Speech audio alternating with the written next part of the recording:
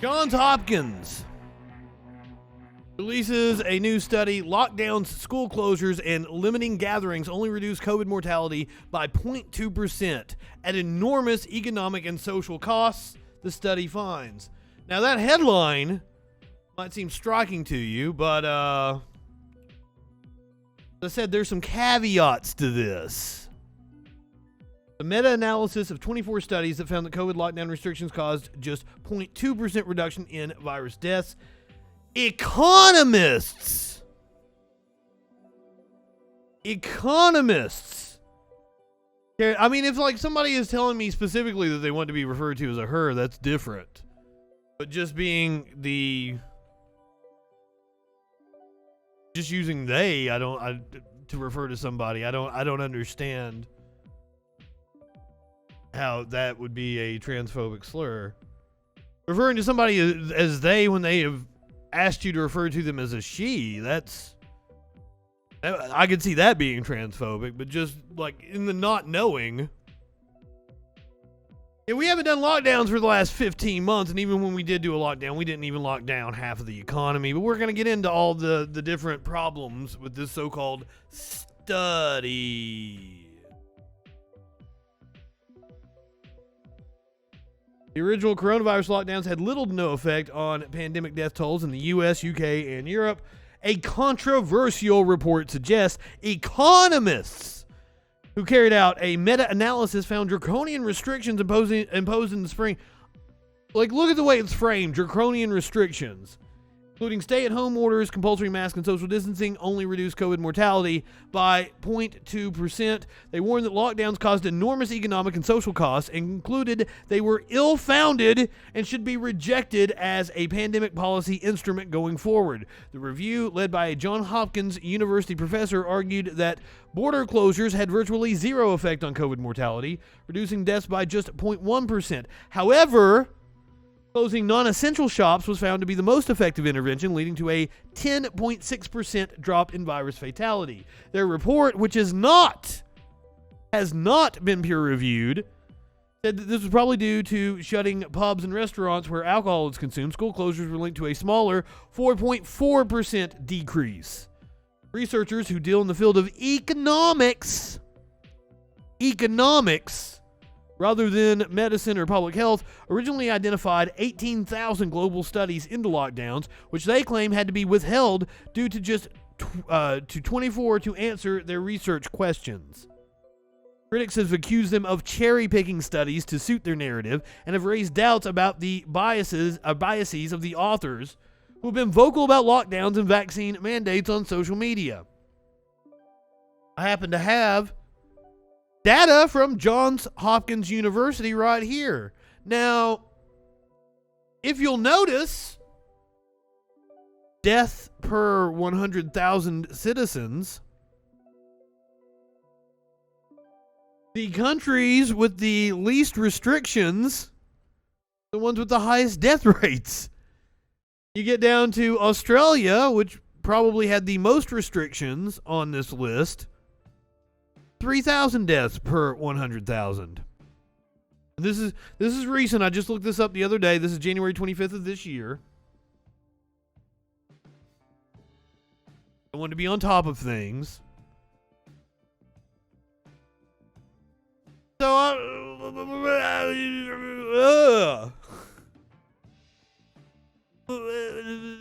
this chart goes against everything they said in the study we just read about. Here is a New York Times article from, I believe, yesterday, February 1st. 2 years into the pandemic, the coronavirus is killing Americans at a far higher rate than people in other wealthy nations. A sobering distinction to bear as the country charts a course through the next stages of the pandemic. There is the U.S. line. Boom! We're number one! Look at Japan and Australia down here.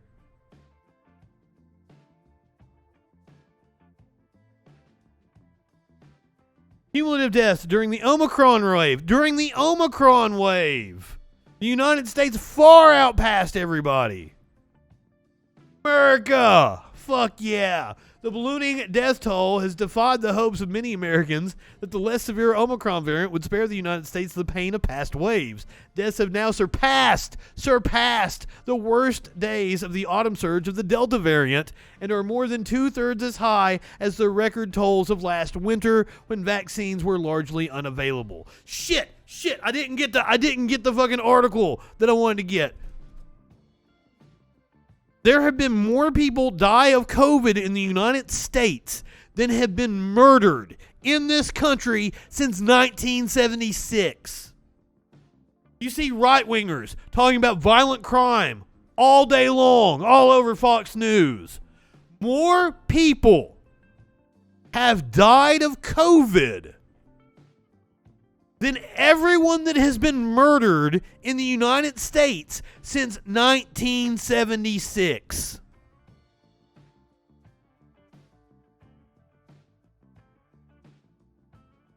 More people have died of COVID in the United States than have been murdered since 1976. I laugh. I laugh because it's absurd. Not that I find the whole thing funny, it's just the absurdity of it all.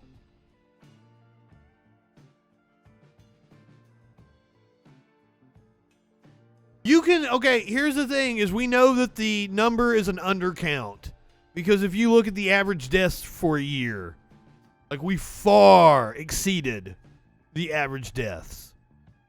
American lawmakers desperate to turn the page on the pandemic, as some European leaders have already begun to. The number of dead has clouded a sense of optimism even as Omicron cases recede, and has laid bare weaknesses in the country's response, scientists said. Here's another fact for you. Governor Youngkin took over in Virginia, 2 weeks ago? 3 weeks ago? Did away with mask mandates. Guess what happened? Cases in schools skyrocketed. Yeah, I can't believe there are people that would go on a cruise ship. I would have had my doubts about going on a cruise ship before the pandemic. I definitely wouldn't want to get on one during a pandemic. Death rates are so high in the States, eye-wateringly high, said Devi Shidar, the head of the Global Public Health Program at the University of Edinburgh in Scotland, who has supported loosening coronavirus rules in parts of Britain. The United States is lagging. Lady Lobotomy, welcome. Thank you for being a freaking follower. Some of the reasons for America's difficulties are well known. Despite having one of the world's most powerful arsenals of vaccines, the country has failed to vaccinate as many people as other large, wealthy nations. Crucially, vaccination rates in older people also lag behind certain European nations. The United States has fallen even further behind in administering booster shots, leaving large numbers of vulnerable people with fading protection as Omicron sweeps across the country. So you can see our vaccination rate was on par with other countries for a while and has lagged severely.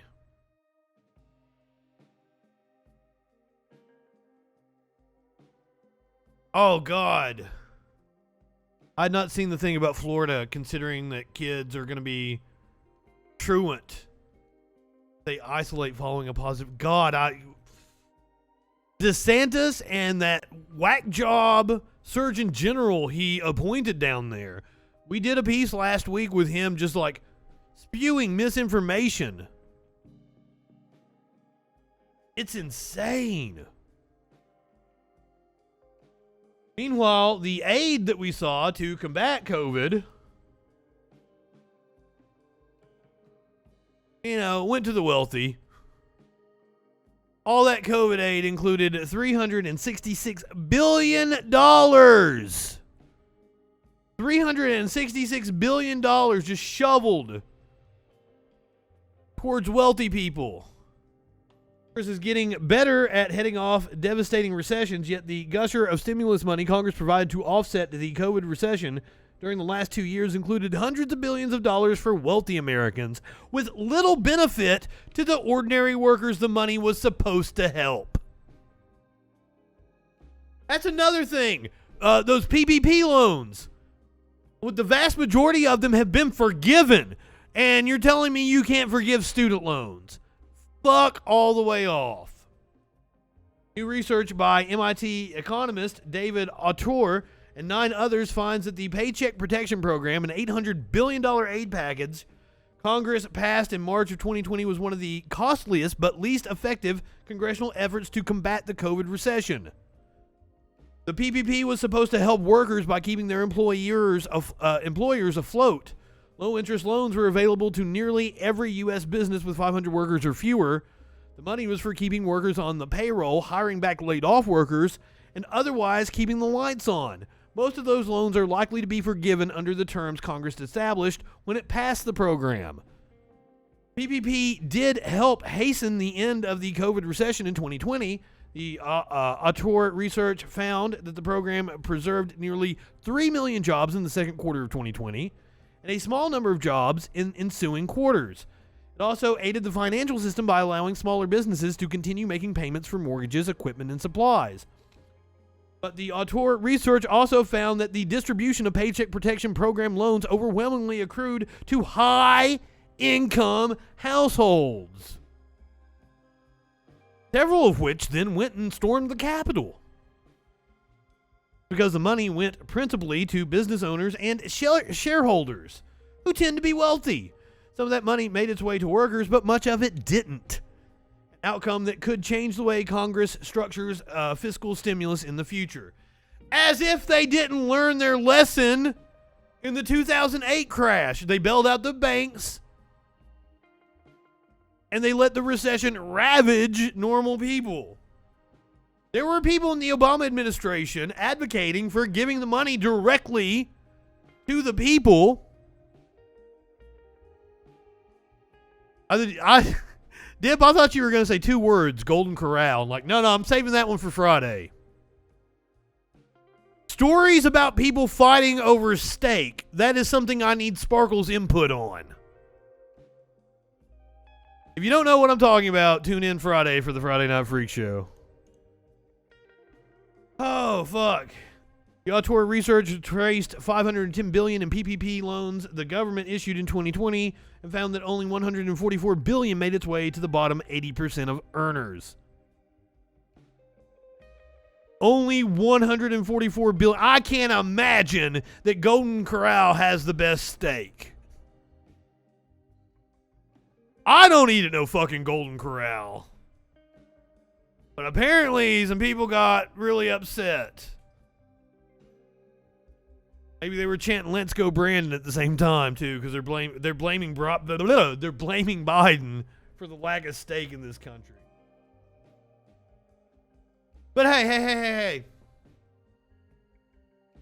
U.S. is number one, guys. U.S. is number one. This is a tweet of Representative Elise Stefanik. They are arguing against the newest Democratic piece of legislation called the Competes Act. We're going to hear from Marjorie the Gathering here in just a second. America first, China last. So I thought they were a Chinese official, but apparently they're with a China state-affiliated media. This is Chen Wuhao replying to Representative Stefanik. First in what? COVID infections and deaths, gun violence, prison population, number of homeless people, bombs dropped in foreign countries, national debt of $30 trillion, number of idiot politicians like you.